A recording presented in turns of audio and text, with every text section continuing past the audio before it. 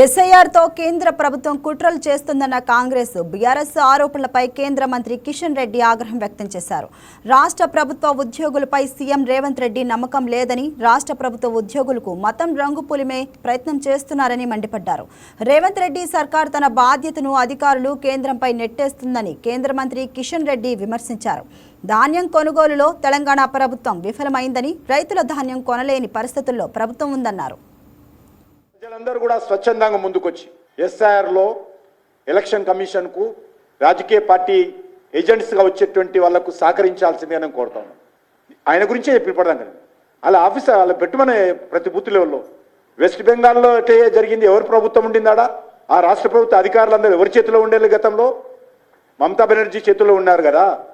Officers, తహసీల్దార్ ఆఫీసులు కావచ్చు, గ్రామాల్లో ఉండేటువంటి ప్రభుత్వ సిబ్బంది కానీ, మండలిలో ఉన్నటువంటి ప్రభుత్వ సిబ్బంది కానీ, కేంద్ర ప్రభుత్వ సిబ్బంది కాదు, రాష్ట్ర ప్రభుత్వ సిబ్బంది ఉంటుంది. వాళ్ళకి ఏ రాజకీయ పార్టీకి సంబంధం లేదు, ఏ కులంతో ఏ మతంతో సంబంధం ఉండదు, వాళ్ళకు ఏ భాష వాళ్ళతో సంబంధం ఉండదు. ప్రభుత్వ అధికారులకు వాళ్ళ డ్యూటీ ప్రకారం వాళ్ళు డ్యూటీ చేస్తారు.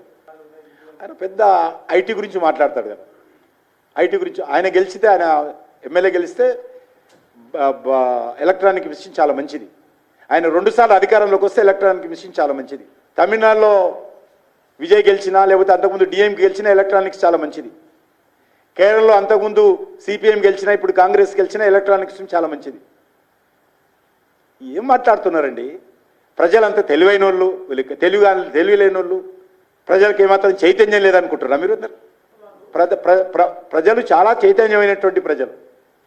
నేను అది అందుకే చెప్తున్నాను, ఒక్కొక్క రోహింగ్యాను వెతికి ఓటర్ లిస్టులు వాని పేరు లేకుండా చూడాలి. వాడి పేరు, ఆయన పేరు కాదు, వాడి పేరు. ఒక్కొక్క ఓటర్ లిస్టులో విదేశీయులు, బంగ్లాదేశీయులు కానీ, రోహింగ్యాలు కానీ, ఇల్లీగల్గా నా దేశానికి వచ్చి నా దేశంలో నివాసం ఉంటున్నటువంటి వ్యక్తులు కానీ ఎవరైనా ఉంటే ఓటర్ లిస్టులలో ఎస్ఐఆర్ సందర్భంగా నేను అన్ని రాజకీయ పార్టీలను కోరుతా ఉన్నాను. మీ నాయకుడు ఏం మాట్లాడినా ఎస్ఐఆర్ని వ్యతిరేకించిన రాహుల్ గాంధీ కింద కాంగ్రెస్ పార్టీ కార్యకర్తలు న్యాయంగా పనిచేస్తారనే విశ్వాసం ఉంది, చేయాలని కోరుకుంటున్నాను.